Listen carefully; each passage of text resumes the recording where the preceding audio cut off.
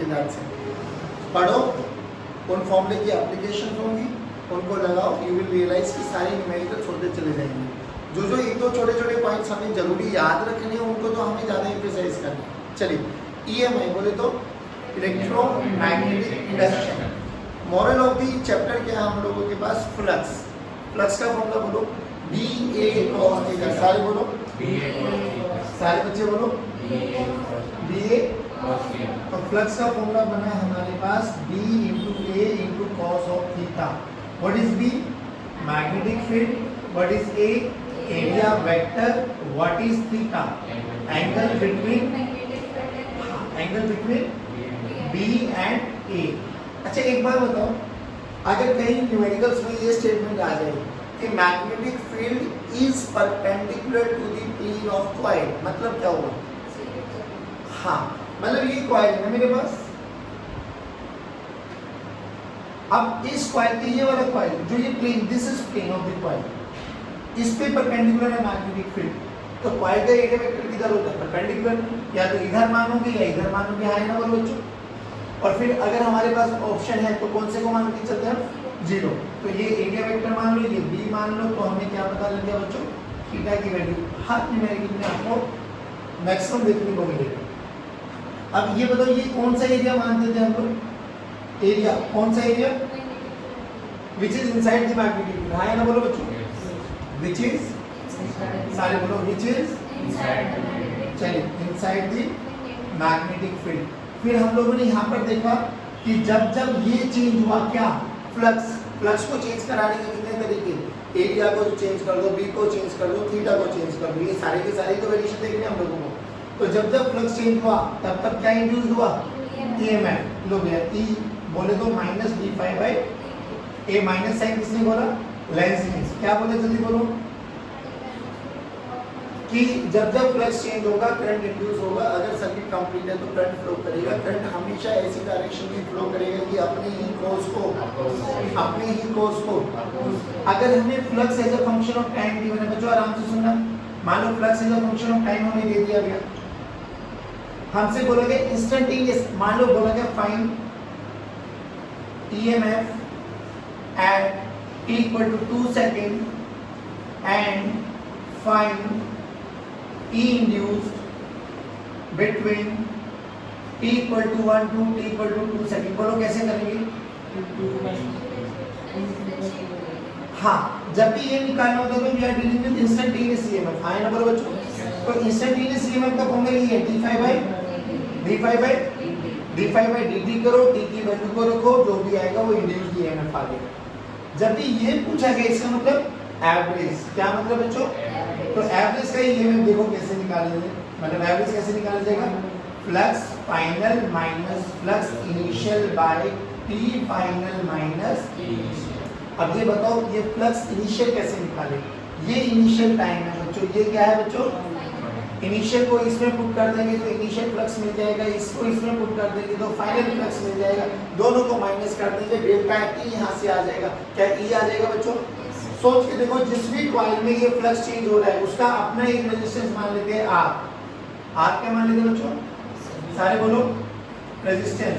तो अगर EMF induce हो गया, सर्किट कंप्लीट है, तो करंट फ्लो करेगा नहीं करेगा? जल्दी बोलो, E का फॉर्मूला, मतलब I का फॉर्मूला E का फॉर्मूला बोलो, d∅dt 1/r। ध्यान से देख, I तो क्या लिख सकते हो? dq/dt।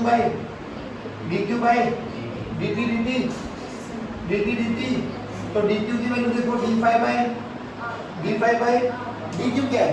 Charge flow. अगर हमसे एवरेज चार्ज फ्लो पूछा जाएगा तो फॉर्मूला बोलो जल्दी, delta Q flown this is equal to delta phi/r। भाई बहुत सारे क्वेश्चंस में देखने को मिलेगा कि भैया एक करंट है इंड्यूस, सब कुछ सिचुएशन दे देगा। बोला जाएगा कि बताइए जो चार्ज फ्लो है वो रेडियस ऑफ द कॉइल पे डिपेंड करता है, टाइम चेंज पे डिपेंड करता है, किस पे डिपेंड करता है? अरे भैया वो रेजिस्टेंस पे डिपेंड करता है, हाँ। चेंजिंग फ्लक्स पे डिपेंड करता है, हाँ। क्या रेडियस ऑफ द कॉइल पे डिपेंड करता है क्या? नहीं। अगर ये फॉर्मूला पता है तो अपन लोग आंसर दे सकते, नहीं आया आप लोगों को समझ। बाकी बात, ये सब चीजें करने के बाद लेंस ने बोला था lens basically conservation of energy के साथ डील करता है बच्चों। कभी कभार पूछा जाता है कि लेंस लो किसके साथ डील करता है, कंजर्वेशन ऑफ एनर्जी बोले तो मान लो यहाँ पर हमारे पास एक क्वाड है, ये किसके साथ करता है बच्चों, कंजर्वेशन ऑफ, सारे बच्चे बोलो कंजर्वेशन ऑफ डन। ध्यान से देख, ये हमने बोला ये नॉर्थ पोल है, ये साउथ पोल है, मैग्नेट आगे जा रही है, मैग्नेट पीछे जा रही है, भाई ये अपने आप चलिए आगे पीछे नहीं ना, हम लेके जा रहे हैं ना, तो बेसिकली हमारी मैकेनिकल एनर्जी कन्वर्ट हुई ना, जिसके कारण इसमें कौन है, इलेक्ट्रिकल एनर्जी है ना, बोलो। तो लेंस ने क्या बोला कि अगर करंट फ्लो करेगा तो वो ऐसी डायरेक्शन में फ्लो करेगा कि अपने ही कोर्स को यहाँ पे याद करने का एक सिंपल सा तरीका बताया था कि अल्टीमेटली आपको क्या चेक करना है कि फ्लक्स बढ़ रहा है या घट रहा है। अगर फ्लक्स बढ़ रहा होगा तो सारा रोल मैग्नेटिक फील्ड क्या करेगी, अपोज, सारे बोलो मैग्नेटिक फील्ड क्या करेगी, और अगर घट रहा है तो मैग्नेटिक फील्ड क्या करेगी, सपोर्ट। अरे हाँ ना बोलो जो सपोर्ट का मतलब, अपोज का मतलब, अगर हमारे क्वेश्चन में क्रॉस दे दिया गया तो आंसर क्या होगा, डॉट का मतलब एंटी क्लॉकवाइज डायरेक्शन, अगर क्वेश्चन में डॉट दे दिया गया तो बोले तो क्लॉकवाइज। नहीं आया, सपोर्ट का मतलब क्वेश्चन में क्रॉस है तो आंसर भी, और क्वेश्चन में डॉट है तो आंसर भी नहीं आया बच्चों। इधर देखो, अगर ये नॉर्थ पोल आगे जा रहा है तो मैग्नेटिक फ्लक्स बढ़ेगा या घटेगा, बढ़ रहा होगा तो क्या कॉइल कंप्लीट है, यस कॉइल कंप्लीट है, करंट फ्लो करेगा, हाँ करंट किस डायरेक्शन में फ्लो करेगा, ऐसे कि अपने ही कोर्स क्या है, नॉर्थ पोल का आगे जाना, तो ये नॉर्थ को अपोज करेगा, नॉर्थ को अपोज कौन करेगा, नॉर्थ पोल। तो नॉर्थ पोल का मतलब anti clockwise direction, north pole का मतलब सारे बोलो बच्चों, नॉर्थ पोल का मतलब, और क्लॉक का मतलब साउथ पोल। नहीं आया बच्चों, यहाँ तक समझ में आया अब की बात। तो ये फैराडे और लेंस लॉ के रिगार्डिंग जो भी हम लोगों को देखना था सब। उसके बाद हम लोगों को पूछा जाता है यहाँ पर कि एक आया था मोशनल ईएमएफ। देखो मोशनल ईएमएफ में जो मुझे रिजल्ट याद करना, रिजल्ट बताता हूँ, that is E induced EMF integral of v dot b v cross b dot dl। याद करो dbl। अगर इन तीनों में से कोई भी दो पैरेलल या एंटी पैरेलल हो जाते हैं, जैसे V और B आपके पास आ गया, V और B मान लो V और L और B आपके पास पैरेलल आ गया, तो इंड्यूस्ड ईएमएफ कितना हो जाएगा, जीरो। तीनों में से कोई भी दो पैरेलल या एंटी पैरेलल हो गए तो आंख बंद करके क्या सोच रहे हैं, इंड्यूस्ड ईएमएफ जीरो आने वाला है। बट अगर एक तो ये इंड्यूस्ड ईएमएफ जीरो हो जाएगा, एक कंडीशन हो रही बच्चों इसकी, अगर तीनों के तीनों एक ही प्लेन में लाई कर गए, एक ही प्लेन का मतलब भाई वेलोसिटी वेक्टर भी xy प्लेन में, मैग्नेटिक फील्ड भी xy प्लेन में, लेंथ वेक्टर भी xy प्लेन में, तो भी नेट ईएमएफ क्या आएगा, जीरो। क्या आएगा, ये ध्यान रखना। तो अगर सेम प्लेन में लाई कर रहे हैं, सेम प्लेन, तो भी इंड्यूस्ड ईएमएफ क्या होगा बच्चों, सारे बोलो। इसलिए कंडीशन बड़ी अच्छी थी कि अगर तीनों mutually perpendicular to each other आ जाए, म्यूचुअली परपेंडिकुलर, तो B perpendicular to L perpendicular to V, तो इंड्यूस्ड ईएमएफ कितना हो जाएगा, BLV। इसको बोलते हैं मोशनल ईएमएफ। क्या बोलते हैं, अब याद कर मोशनल ईएमएफ में कैसे कैसे क्वेश्चंस बनेंगे आप लोगों के पास। याद करो हमारी अर्थ के पास दो कंपोनेंट होते हैं, one is horizontal, one is vertical. बहुत सारे क्वेश्चंस आपको देखने को मिलेंगे कि आपके पास प्लेन उड़ रहा है, इसकी वेलोसिटी दे दी। अब जब प्लेन उड़ रहा है तो प्लेन की ये विंग्स है ना, ये प्लेन ऐसे तुम्हारी डायरेक्शन में उड़ रहा है ऐसे, तो ये वेलोसिटी वेक्टर, ये इसका लेंथ वेक्टर, तो वेलोसिटी वेक्टर और length vector are perpendicular to each other. सोच के देख, जब ये उड़ रहा होगा तो ये कौन से, पहले बताया ये कौन सा कंपोनेंट है, ये कौन सा कंपोनेंट है, तुझे नहीं लगता हॉरिजॉन्टल कंपोनेंट और वेलोसिटी वेक्टर दोनों पैरेलल हो गए, तो इसके कारण कोई इंड्यूस्ड ईएमएफ। अब क्या होगा, ये देख, ये इसको काटेगा, तो इसको काटेगा तो मोशनल ईएमएफ आएगा नहीं आएगा, और कितना, BLV। और B कौन सा, vertical component of earth magnetic field, vertical component of, सारे बोलो ठीक है। अब इधर देखो, मान लो आपके पास एक कंडक्टिंग रॉड है, वो ऐसे टूट जाए, तो सोच के देखिए नीचे आ रही है, नीचे आ रही है, तो ध्यान से देख, हमने बोला एक कंडक्टिंग रॉड है, अगर ये टूट जाए तो ये नीचे आएगा पक्का, ये इसकी लेंथ हो गई, ये नीचे आ रही है, इसकी वेलोसिटी होगी बोल L और V परपेंडिकुलर है। अब खुद सोच के देखिए इनमें से कौन से कंपोनेंट के साथ EMF जीरो होगा ही होगा, वर्टिकल। किसके साथ इंड्यूस हो जाएगा, और तो उस केस में BL भी लगा दूंगे ना। भाई इतना ध्यान रखना कि अर्थ की मैग्नेटिक फील्ड का कौन सा कंपोनेंट लेके चलेंगे, हॉरिजॉन्टल। तो कभी वर्टिकल काम में आएगा, कभी हॉरिजॉन्टल काम में आएगा। आपको याद क्या रखना है कि BL भी mutually perpendicular to each other होना चाहिए। फिर यहाँ से हम लोगों ने क्वेश्चंस पढ़े थे, याद करो अगर आपको याद आए।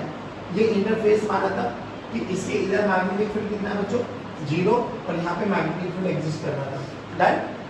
फिर हमने बोला कि ये मेरे पास एक कॉइल थी जो कि T=0 पे बाहर है। इसको मैंने कांस्टेंट वेलोसिटी से मूव कराया है, v वेलोसिटी से, किसी भी इंस्टेंट पर।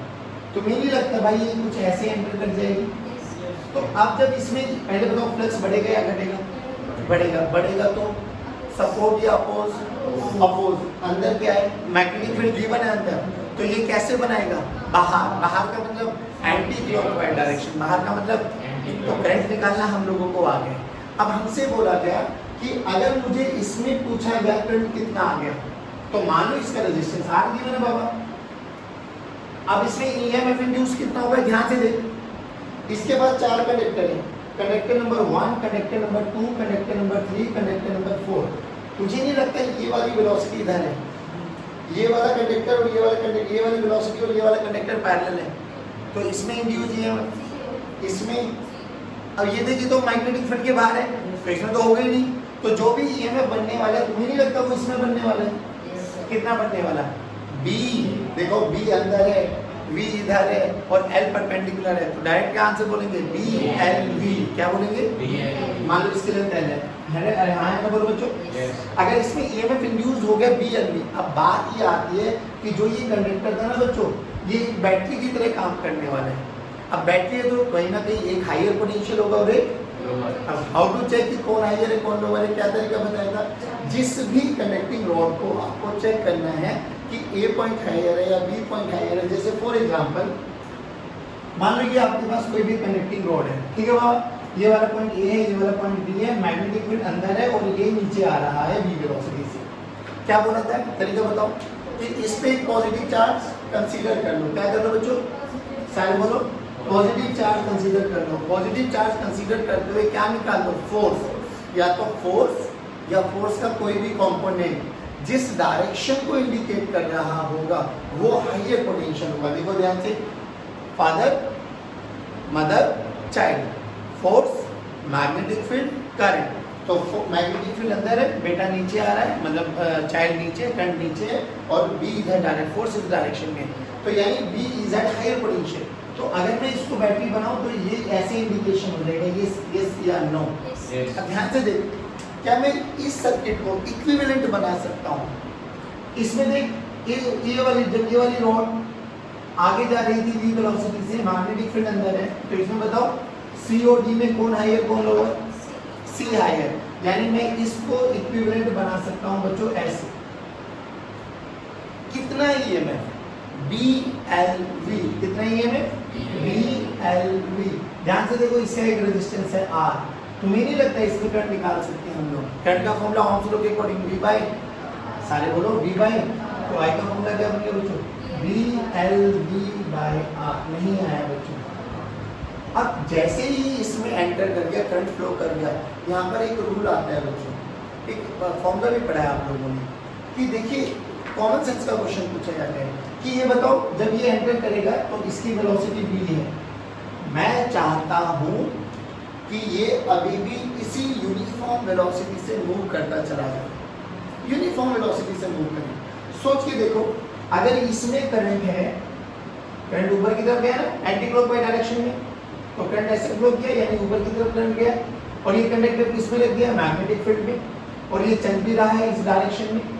तो याद करो, अगर किसी भी करंट कैरिंग कंडक्टर को मैग्नेटिक फील्ड में रखते हैं, बोलो किसी भी करंट कैरिंग कंडक्टर को मैग्नेटिक फील्ड में रखते हैं तो फोर्स लगता है ILB sin थीटा।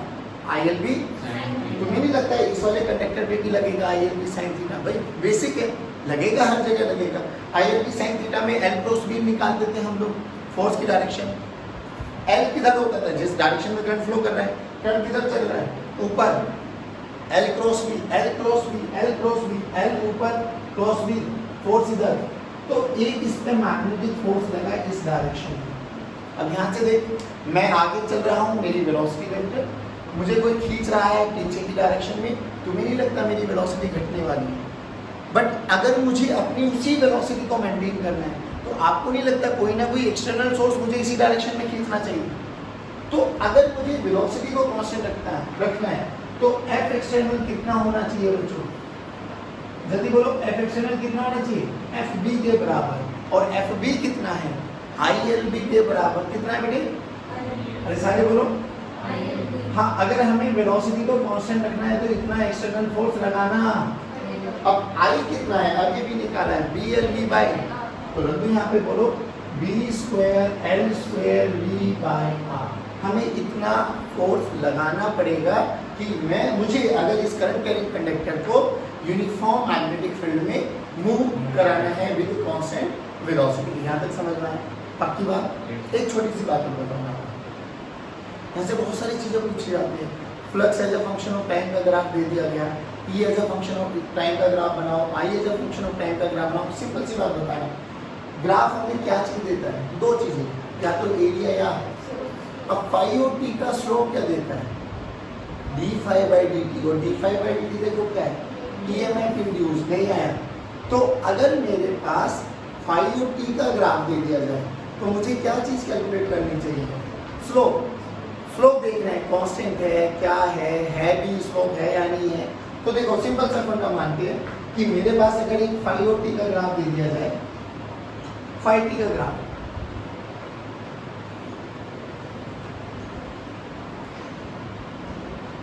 बोला गया इसके कोरस्पॉन्डिंग ईटी का ग्राफ बनाओ। तो पहले मतलब ये क्या है? फ्लक्स चेंज हो रहा है, हाँ या ना बोलो? फ्लक्स चेंज होगा तो फैराडे ने क्या बोला? EMF induce. यहाँ पे बोलो फ्लक्स कांस्टेंट है, फ्लक्स कांस्टेंट है तो change d phi by d t zero, यानी ईएमएफ इंड्यूस। तो यहाँ पे जीरो, यहाँ पर होगा और यहाँ पर होगा, यहाँ घट रहा है। अब ध्यान से देखो, यहाँ पे स्लोप बताओ, पॉजिटिव नेगेटिव?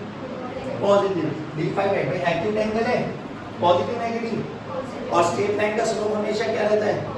यानी यहाँ पर जो भी वैल्यू है, इट में भी 2 वोल्ट, इट में भी 3 वोल्ट, इट में भी 4 वोल्ट, वो यहाँ से यहाँ तक क्या है? कांस्टेंट। यहाँ से यहाँ तक जीरो। अब यहाँ पर भी ये घट रही है तो यहाँ पर भी क्या है? कांस्टेंट। अच्छा, ये पॉजिटिव स्लोप है, पॉजिटिव इंटू नेगेटिव, और यहाँ पे नेगेटिव स्लोप है, नेगेटिव इंटू नेगेटिव। यानी अगर मेरे से कोई इसका ग्राफ पूछा जाए बच्चों, ईटी का ग्राफ, तो मुझे इतना तो समझ में आ गया, यहाँ से यहाँ तक 0 से T1 तक, 0 से T1 तक ईएमएफ कांस्टेंट है, नेगेटिव डायरेक्शन में। नहीं आया बच्चों? फिर T1 से लेके T2 तक 0, यहाँ से यहाँ तक 0, फिर T2 से लेके T3 तक नहीं आया बच्चों। ये ईटी का ग्राफ बन गया। आईटी का भी ग्राफ निकाल सकते, खुद सोच के देखो, आई कब कब अवेलेबल होगा? जब ई अवेलेबल होगा। ई का फॉर्मूला क्या होता है? ये रहा हमारे पास d phi by d t, तो आई का फॉर्मूला क्या हो जाएगा? D phi by d t by R. नहीं आया, d phi by d t into R. अरे हाँ ना बोलो, ये हम लोगों के पास आया। जल्दी बताओ, क्या फैराडे लॉ, लेंज लॉ और ये मोशनल ईएमएफ, तीनों कॉन्सेप्ट क्लियर है? आपकी बात। हमने फ्लक्स का चेंज देख लिया, बी को वेरी करा के देख लिया। अब ए के बारे में याद करो, एक अच्छा न्यूमेरिकल है वो याद करो। याद करो कि एक सेमी सर्कुलर कॉइल थी, फिक्स था, इसको घुमाया गया ओमेगा से, यहाँ पर मैग्नेटिक फील्ड है, कांस्टेंट है। किसी भी टाइम पी में इसका क्या चीज चेंज होगा? एरिया। तो ये कुछ ऐसा हो जाएगा, हाँ है ना बोलो? ये एरिया बोलो कितना होता है? Half pi r square into theta, 1/2 r square into theta होता है ना। जब कंप्लीट हो जाएगा तो 2 पाई, अरे हाँ ना बोलो, 2 को हमारा पाई आर स्क्वायर। परफेक्ट। ये याद रखना कि किसी भी टाइम पर जो इसका एरिया होने वाला वो ये होने वाला है। किसी भी स्टेशन पर फ्लक्स कितना हो जाएगा? मान लो मैग्नेटिक फील्ड कांस्टेंट है बाबा, तो बी का फॉर्मूला क्या होता है बच्चों? बी इंटू एरिया, एरिया की वैल्यू देखो 1/2 r square into theta, theta की वैल्यू को क्या लिख सकते हैं बाबा? ओमेगा इंटू, तो देखो ध्यान से, पाई क्या आ गया? b/2 into r square into omega into. देखो मोरल ऑफ द स्टोरी आपको 3 स्टेप्स याद रखने हैं। जब भी फैराडे और लेंस के क्वेश्चन आते हैं ना, तो आपको 2-3 स्टेप याद करने हैं। वो क्या है? सबसे पहला स्टेप आपको flux as a function of time निकालना है। अगर दे रखा है तो बहुत अच्छी बात, नहीं दे रखा तो आपको कोई ना कोई मैथमेटिकल एनालिसिस करके flux as a function of time निकालना है। फिर दूसरा स्टेप, इसको इंड्यूस्ड ईएमएफ निकाल दो। वो कैसे निकलेगा बच्चों? d∅dt। अगर रेजिस्टेंस गिवन है, सर्किट कंप्लीट है, तो क्या निकल जाएगा बाबा? I निकल जाएगा। बोलो 1/r d∅dt। अरे हाँ ना बोलो। और बच्चों अगर चार्ज फ्रॉम पूछ लिया जाए तो चार्ज फ्रॉम क्या हो जाएगा? जल्दी बोलो। ΔΦ/r। ΔΦ/r। पक्की बात? देन अब यहाँ पर हम लोग बात करते हैं, हमारे पास rotating rod EMF across rotating rod. आ जाओ, फॉर्मूला बोलो जल्दी। Half B omega L square, half B omega L square. इधर देखो ध्यान से। अब ये बहुत सारे क्वेश्चंस को इजी करता है। मान लीजिए हमारा हिंज पॉइंट है, ये वो वाला पॉइंट है जो फिक्स है, और ये वाला वो पॉइंट है जो फ्री है। ये ए मान लो और ये बी मान लो, और इनके बीच की दूरी मान लो। ध्यान रखना। बताओ क्लो क्या एंटी क्लो कैसे घुमाओगे? एंटी क्लो ऐसे घुमा लेंगे। डन। अब जब ये एंटी क्लॉकवाइज ओमेगा से घुमा तो इसका कोई भी एक पार्टिकल है वो लीनियर वेलोसिटी इधर जा रही होगी। अरे है ना बोलो। अगर ये रिजिड रोड है तो इसके हर पॉइंट का ओमेगा क्या रहेगा? सेम। क्या रहेगा बच्चों? ये याद रखना, हर पॉइंट का ओमेगा सेम। और बी और ओमेगा में क्या रिलेशन है? v = r × याद रखो। सोच के देख। सबसे पहला स्टेप क्या करना है? Please listen to me very carefully. इन दोनों एंड्स में से दोनों कौन है? एक फिक्स होना चाहिए और एक फ्री होना चाहिए। इन दोनों में से सबसे पहले ये आइडेंटिफाई कर लो कि कौन हायर पोटेंशियल पे, कौन लोअर पोटेंशियल पे। हायर कैसे पता लगेगा? पॉजिटिव चार्ज कंसीडर करो। जल्दी करो। पॉजिटिव चार्ज ऊपर जा रहा है, ए हायर है, यानी VA इज ग्रेटर देन। तो बेसिकली इनके थ्रू जो पोटेंशियल डिफरेंस आएगा ना बाबा, that is VA minus VB। ये आता है 1/2 B ओमेगा। याद रखना ये L क्या है? एक फिक्स पॉइंट और एक फ्री पॉइंट के बीच का डिस्टेंस है। नहीं आया बच्चों? पक्की बात? जैसे एक क्वेश्चन ऐसे जल्दी जल्दी बताना। मान लो ये आपके पास एक फिक्स पॉइंट है, यहाँ पर ये हमारे पास एक वायर दे दी, यहाँ पर एक रॉड दे दी हमारे पास, इसकी लेंथ L दे दी हमें, इसकी लेंथ 2L दे दी हमें। बोला गया ये पॉइंट A है, ये पॉइंट B है, ये पॉइंट C है। बोला गया फाइंड VB माइनस VC। सबसे पहला स्टेप, मैग्नेटिक फील्ड अंदर है, एंटी क्लॉकवाइज डायरेक्शन में घूम रहा है। तो सबसे पहले देख, हम यहाँ से यहाँ डायरेक्टली लगाएंगे इस वाले फॉर्मूले को, नेवर एवर। क्योंकि सर ने क्या बताया था कि एक फिक्स होना चाहिए और एक फ्री। तो ये और ये के बीच में लगा सकता हूँ, हाँ, क्योंकि ये फिक्स है, और ये इस और इसके बीच में लगा सकता हूँ, यस, क्योंकि ये भी फिक्स है और ये भी। तो यहाँ से यहाँ तक की लेंथ भी गिवन है, यहाँ से यहाँ तक की लेंथ भी गिवन है। डायरेक्ट लगाएंगे, फाइनल आंसर आ जाएगा। बट उससे पहले सबसे पहले क्या लगाना? अपनी बुद्धि का यूज करते हुए आपको पोलैरिटी चेक कर लेना है कि A हाइयर है, B हाइयर है, कौन सा हाइयर है? जो हाइयर है, higher minus lower is equal to 1/2 B omega higher, और उस फिक्स और फ्री पॉइंट के बीच की दूरी। जैसे इसके बीच में बोल देती फॉर्मूला, मान लो A हाइयर है, VA माइनस VB बोलो half B omega L square, VA minus VC बोलो हाफ B ओमेगा 3L का स्क्वायर, L 2L 3L का स्क्वायर। नहीं आया? फिर उनमें से माइनस कर दो, जो भी आएगा you will get the answer. समझ में आया? पक्की बात? श्योर? अब सुनो, उसके बाद यहाँ पर आता है हमारे पास सेल्फ इंडक्टेंस। क्या आता है बच्चों? सारे बोलो सेल्फ इंडक्टेंस। क्या बोलो सेल्फ इंडक्टेंस में? कि सेल्फ क्यों नाम दिया गया? करंट भी इसी में दे रहे थे, फ्लक्स भी इसी में हो रहा था, और अपोज EMF इंड्यूस्ड भी इसी में हो रहा है। करंट भी इसी में, फ्लक्स भी इसी में, EMF इंड्यूस्ड भी इसी में। तो सेल्फ इंडक्टर बेसिकली ये हमारा सोलेनॉइड। यहाँ पर जो फाई का फॉर्मूला है, phi is directly proportional to I। जैसे बोलो डायरेक्टली प्रोपोर्शनल के साइन को हटा के वी राइट है कांस्टेंट L। L का फॉर्मूला बोलो फाई बाय I। क्या L फाई और I पे डिपेंड करता है? नहीं। जैसे R और C उनकी कॉन्फ़िगरेशन की प्रॉपर्टी थी कि कैसा मटेरियल है, क्या एरिया ऑफ क्रॉस सेक्शन है, क्या लेंथ है, इन पे डिपेंड करता है। सिमिलरली ऐसे ही हमारा एलबी किन पे डिपेंड करेगा, मीडियम क्या है, इसमें नंबर ऑफ टर्न्स कितना है, क्या है उसकी लेंथ है, क्या उसका एरिया ऑफ क्रॉस सेक्शन है, इन सब पैरामीटर्स पे डिपेंड करता है। फाई पे नहीं डिपेंड करता है, एल पे नहीं डिपेंड करता है, याद करो। जैसे इधर देखो, इधर 2 मिनट के लिए,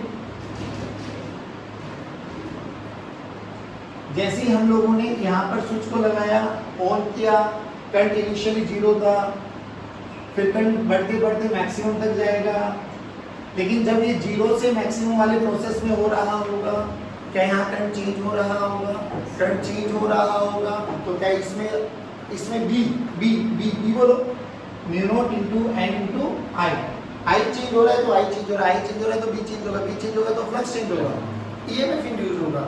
सर्किट कंप्लीट है तो करंट फ्लो करेगा और ऐसी डायरेक्शन में करंट फ्लो करेगा कि अपने ही कोर्स को, ध्यान से देखने वाली बात क्या है, ए डायरेक्शन में जैसे ही स्विच को ऑन कर देंगे करंट राइट की डायरेक्शन में जाएगा, तो करंट का राइट की डायरेक्शन में बढ़ना कोर्स है, तो ये क्या करेगा, अपने अक्रॉस एक ऐसा पोटेंशियल डिफरेंस सेट करेगा, जल्दी बोलो, ये वाली बैटरी या ये वाली बैटरी, फर्स्ट या सेकंड, फर्स्ट या सेकंड, फर्स्ट, क्योंकि करंट को ऐसे आना है तो ये हाई पोटेंशियल नहीं आया, पक्की बात। अभी कितना ईएमएफ होता है वो मैं बता देता हूँ।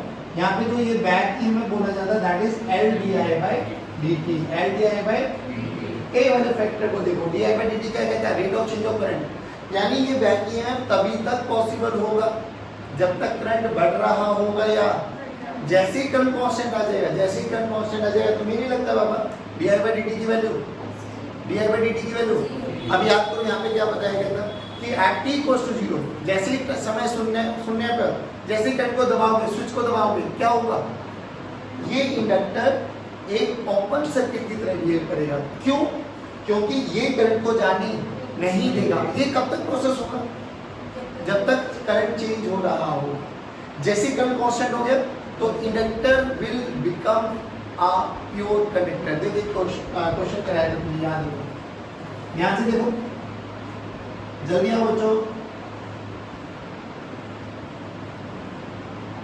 जैसे ही स्विच को ऑन किया, स्विच को ऑन किया, क्या करंट को बढ़ने का प्रोसेस चालू हो गया। अब ये बढ़ने का प्रोसेस चालू हो गया तो क्या ये ओपन सर्किट की तरह काम करेगा, इसको हटा दो, यानी इस वाली ब्रांच में कोई भी करंट तो जाएगा किसमें, नहीं आया। आफ्टर अ लॉन्ग टाइम क्या इंडक्टर एक कंडक्टर की तरह बिहेव कर लेगा, क्योंकि D i by d t की वैल्यू कर लेगी 0, नहीं आया बच्चों। यहाँ पे हमने पढ़ा था सेल्फ इंडक्टेंस, जल्दी बोलो, एल का फॉर्मूला क्या आता था, एल का फॉर्मूला आता था mu naught into N square into A into L. A into L होती है वॉल्यूम ऑफ द सॉलिनॉइड, तो इसको ये भी लिख सकते हैं mu naught into N square into volume, है। देखो एल किस चीज पर डिपेंड करता है, मीडियम पे, नंबर ऑफ टर्न्स पे, एरिया पे, लेंथ पे, ये सब चीजें चेंज कर देंगे तो ये चेंज हो जाता है। अब ये formula is very very important है। बहुत सारे न्यूमेरिकल्स में आपको d i by d t दे दिया जाएगा, एल दे दिया जाएगा, बोला जाएगा इंड्यूस ईएमएफ निकालो, निकाल सकते हैं, डायरेक्ट फॉर्मूला है, डायरेक्ट फॉर्मूला है, कोई दिक्कत नहीं। I as a function of t दे दिया जाएगा, बोला जाए I as a function of t दे दिया, जैसे for example I this is equals to 2t square plus 3t, इसकी इंडक्टेंस दे दे 3 मिली हेनरी या 3 हेनरी मान लेते हैं, ठीक है। बोला गया बताओ 2 सेकंड के बाद इसमें क्या ईएमएफ बनने वाला है, तुझे नहीं लगता यहाँ से d i by d t निकाले, d i by d t में टी की वैल्यू को क्या पुट कर दो 2, रखो यहाँ पे d i by d t, d i by d t बोलो 4 इंटू टी प्लस 3, टी की वैल्यू कितनी है 2, रखो 4 दूनी 8 प्लस 11, तो D i by d t की वैल्यू 11 आ गई ना। एल कितना है 3, 11 इंटू 3 33 वोल्ट का बैक ईएमएफ इंड्यूस हो जाएगा। आगे समझ आपके बाद ऐसे बहुत क्वेश्चन बना सकते हैं। अच्छा अभी सुनो, यहाँ पर हमने बात करी थी एनर्जी स्टोर्ड इन इंडक्टर, याद करो एनर्जी स्टोर्ड का फॉर्मूला, एनर्जी स्टोर्ड जल्दी बोलो, एनर्जी स्टोर्ड 1/2 स्क्वायर, अरे हाँ ना बोलो। एक हमने पढ़ी थी एनर्जी डेंसिटी, एनर्जी डेंसिटी का फॉर्मूला क्या था बच्चों 1/2 b square by mu naught. ये जो एनर्जी स्टोर्ड होती है ये किसके रूप में होती है, मैग्नेटिक एनर्जी के, मैग्नेटिक फील्ड के रूप में स्टोर होती है, ठीक है। ये सब चीजें हम लोगों को पता है। एनर्जी डेंसिटी का क्या यूज होता था कि अगर किसी भी जगह की मुझे एनर्जी डेंसिटी पता है तो एनर्जी डेंसिटी होती क्या बच्चों, energy density is nothing but energy per unit volume, यानी उस पर्टिकुलर रीजन की वॉल्यूम को एनर्जी डेंसिटी के साथ मल्टीप्लाई कर देंगे तो क्या मुझे वहाँ की एनर्जी पता लग जाएगी, ये एनर्जी डेंसिटी कर दूँगा। नहीं आया समझ, पक्की बात। अभी म्यूचुअल इंडक्टेंस और सेल्फ इंडक्टेंस में क्या बेसिक डिफरेंस है? सेल्फ में क्या था, खुद में करंट, खुद में ही फ्लक्स का चेंज, खुद में ही ईएमएफ। इसमें क्या करेंगे, किसी एक में करंट देंगे, उसमें मैग्नेटिक फील्ड बनेगा, किसी दूसरे में फ्लक्स निकालना है। याद करो, आपको एक चीज समझाई गई थी, जब भी म्यूचुअल इंडक्टेंस कर रहे हो तो आपको एक कॉइल में करंट को बहा लेना है, चाहे क्वेश्चन में गिवन हो या ना गिवन हो। म्यूचुअल इंडक्टेंस बहुत सारे क्वेश्चंस को बहुत इजी करने वाला, बहुत ज़्यादा इजी। जैसे फॉर एग्जांपल हमने एक क्वेश्चन किया था कि ये मेरे पास कोई भी एक कॉइल है और इसी के एक्सिस पर एक छोटी कॉइल रखी हुई है, इसका रेडियस हमने R2 मान लिया, इसका रेडियस हम लोगों ने R1 मान लिया, इसमें नंबर ऑफ टर्न्स हम लोगों ने N1 मान ली, इसके नंबर ऑफ टर्न्स हम लोगों ने N2 मान लिए, ये दूरी हम लोगों ने X मान ली और कंडीशन क्या दे दी, बोलो बच्चों, R1 is very very greater than R2, ऐसा बोला गया, find out the mutual inductance. अब एक चीज सुनना, चाहे म्यूचुअल इंडक्टेंस सिस्टम का निकालना बाबा, चाहे इसके कारण इस पे निकाल, इसके कारण इस पे निकाल, यू विल फाइंड कि आपका mutual inductance will remain constant, यानी M12 या M21 दोनों की वैल्यू सेम आती है, क्योंकि दोनों M जैसे I डिपेंड कर रहा था मीडियम पे, नंबर ऑफ टर्न्स पे, एरिया पे, लेंथ पे, कॉन्फ़िगरेशन पे, ऐसे M भी डिपेंड करता है। तो जब तक ये रिंग है और ये रिंग है, जब तक इन रिंग को चेंज नहीं कर रही, ये दूरी चेंज नहीं कर रही, म्यूचुअल इंडक्टेंस चेंज होने वाला। हाँ, इसको हटा के दूसरी चीज लगा दी तो बात है, म्यूचुअल इंडक्टेंस चेंज हो जाएगा आपके पास। अब देख कैसे करते थे, सब स्टेप्स था। सबसे पहले करंट निकालो किसी भी एक कॉइल में, जिसमें करंट को दौड़ाओगे क्या वही प्राइमरी कॉइल बन जाएगी, तो करंट प्राइमरी कॉइल में, मैग्नेटिक फील्ड भी प्राइमरी कॉइल में। इस मैग्नेटिक फील्ड के कारण क्या इसमें फ्लक्स निकालना है बच्चों, अरे हाँ ना बोलो। सिमिलरली M का फॉर्मूला भी क्या हो जाएगा बेटा, flux by I, flux by I, flux by I। ये आपके पास यहाँ पर आपके पास क्या हो जाएगा बच्चों, हाँ, ये इसका म्यूचुअल इंडक्टेंस का फॉर्मूला। अब फिर वही बात, जैसे वहाँ पे था बैक ईएमएफ कितना हो जाएगा यहाँ पर, M/dI/dt, फ्लक्स निकाल लो, करंट से डिवाइड कर दो, म्यूचुअल इंडक्टेंस आ जाएगा। हमारे लिए जनरली कौन सा केस आता है, सोलेनॉइड वाला। सोलेनॉइड में हम लोगों ने क्या देखा था, एक सोलेनॉइड ऐसे था हमारे पास और इसके ऊपर हम लोगों ने बिल्कुल एकदम बढ़िया लेवल पे इनको कपल कर दिया था। तो यहाँ पे म्यूचुअल इंडक्टेंस का फॉर्मूला क्या था बच्चों, M का formula V0 N1 N2 A into L। बाकी मैं किसी भी सिस्टम के लिए म्यूचुअल इंडक्टेंस निकाल सकता हूँ, इसमें कोई दो राय नहीं है। अब एक चीज याद रखो, यहाँ पर एक टर्म और आती है, what is relation between M and L। तो M and L में ये रिलेशन होती है, कभी कभार एक एक नंबर के न्यूमेरिकल्स बहुत देखने को मिलेंगे। L के सेल्फ इंडक्टेंस, M के म्यूचुअल इंडक्टेंस, C का कपलिंग फैक्टर। ये जैसे इसमें बहुत अच्छा कपल किया, कपल का मतलब जितना फ्लक्स बने ना एक में, दूसरे में पूरा का पूरा इंड्यूस हो जाए, तो उसमें कपलिंग फैक्टर क्या हो जाएगा, 1। एक ये कंडीशन देखने को मिलेगी आपको, इसमें कपलिंग फैक्टर क्या है, 0। तो जो कपलिंग फैक्टर है वो कहां से कहां लाई करेगा बच्चों, 0 से 1। एक तो ये, अच्छा एक चीज और, इंडक्टर और कैपेसिटर, सॉरी इंडक्टर और रेजिस्टर डिट्टो सेम है, डिट्टो सेम। जैसा हमारे रजिस्टर में फॉर्मूला लगाते थे सीरीज का R1 + R2, यहाँ पे इंडक्टर में भी लगाएंगे R1 + R, L1 + L2। वहाँ पे पैरेलल में लगाते थे 1/R, this is equal to 1/R1 + 1/R2, यहाँ पे लगाएंगे 1/L1 + 1/। यहाँ पे ना एक बेसिक सा डिफरेंस क्या आता है वो सुनो। इस कॉइल के कारण इसका म्यूचुअल इंडक्टेंस है या नहीं है, इसके कारण इस पे है या नहीं है, म्यूचुअल इंडक्टेंस का फर्क पड़ता है ना। अब ध्यान से देखो, इसका अपना सेल्फ इंडक्टेंस है, हाँ है, इसका अपना सेल्फ इंडक्टेंस है, बिल्कुल है। देखो आपको ना बहुत दिखाई देता है ऐसा, मान लो ये इंडक्टर है आपके पास जिसकी इंडक्टेंस L1 है, इसमें करंट ऐसे गया बाबा और एक दूसरा इंडक्टर ये लगा दिया, ये L2 है। बताओ कैसा कॉम्बिनेशन है, सारे बोलो परफेक्ट। अभी भी एक और ऐसी कॉम्बिनेशन है, बस फर्क देखो क्या है। अब बोलिए कैसा कॉम्बिनेशन है, सारे बोलो, ये भी सीरीज कॉम्बिनेशन है। बट जो इसकी इफेक्टिव आपके पास इंडक्टेंस निकालना होता है ना, ये देखो दोनों में करंट सेम डायरेक्शन में जा रहा है, दोनों में करंट सेम डायरेक्शन में जाएगा। तो जो यहाँ पे L इफेक्टिव होता है ना, L equivalent that is L1 plus L2, और यहाँ पर ये दोनों का म्यूचुअल इंडक्टेंस एक दूसरे को सपोर्ट करते हैं, तो यहाँ पर प्लस 2m आ जाएगा। यहाँ पर एक दूसरे को अपोज करेंगे तो ये L1 plus L2 minus 2m आ जाएगा। जैसे एक क्वेश्चन बताता हूँ, बोला गया कि एक सोलेनॉइड था मेरे पास, ठीक है बच्चों, इस सोलेनॉइड का रेजिस्टेंस R और इसकी इंडक्टेंस L, जो इस वायर का रेजिस्टेंस R और इंडक्टेंस L, आधा कट कर दिया गया, दोनों को पैरेलली लगा दिया गया, आधा कट कर दिया गया, दोनों को पैरेलली लगा दिया गया। बोला गया फाइंड द टाइम कांस्टेंट। अभी टाइम कांस्टेंट क्या होता है रियलिटी में, देख जब हम लोग, जैसे हम लोगों ने आरसी सर्किट पढ़ा था, ऐसे ही एलआर सर्किट भी होता है। फॉर्मूला देखो, आई का फॉर्मूला होता है आई नो 1 माइनस ई की power minus R T by L, ठीक है ना। तो रियलिटी में जो ये एल बाई आर होता है ना, दैट इज टाइम कांस्टेंट, क्योंकि ई की पावर में कुछ भी होना वो डायमेंशनलेस होना चाहिए, ई की पावर में कुछ भी हो वो भी डायमेंशनलेस। तो देख टी तो है, तो आर बाई एल भी क्या होना चाहिए 1 by T, R by L क्या होना चाहिए 1 बाई टी, तो एल बाई आर क्या हो गया टी। तो एल बाई आर का रेशियो बोला जाता है टाइम कांस्टेंट। क्या बोला जाता है बच्चों, अरे सारे बोल रहे टाइम कांस्टेंट। बोला गया इसको आधा करा, दोनों को पैरेलली लगा दिया गया, आधा किया पैरेलली लगा दिया गया, तो इसकी इंडक्टेंस कितनी होगी L बाई 2,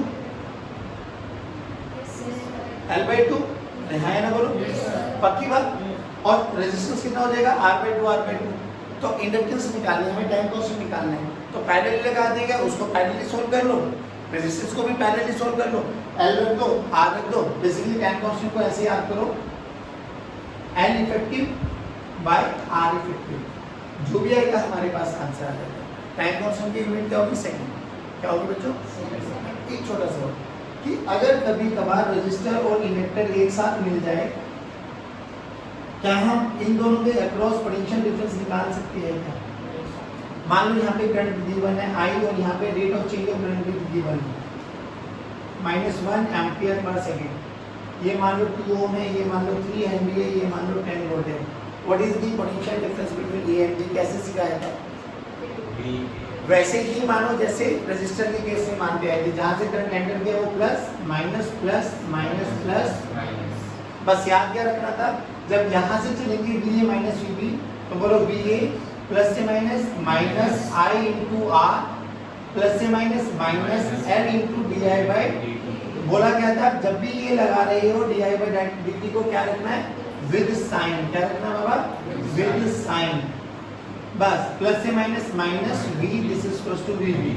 तो VA माइनस VB बोलो बच्चों, I की वैल्यू बोलो, I की वैल्यू मान लो यहाँ पे 1 एम्पियर है, बोलो 2, L की वैल्यू कितनी है 3 और DI बाई dt माइनस का है, है ना बोलो। तो ये इधर आके क्या हो जाएगा माइनस कितना हो जाएगा 3 इंटू 1, और ये कितना है बच्चों माइनस, उधर जाके क्या हो जाएगा प्लस। नहीं आया बच्चों, सॉल्व कर लेना, जो भी आएगा आंसर आ जाएगा। डन, पक्की बात। This is all about your EMI। चलिए आज के क्वेश्चन को यही समाप्त करते, जय हिंद।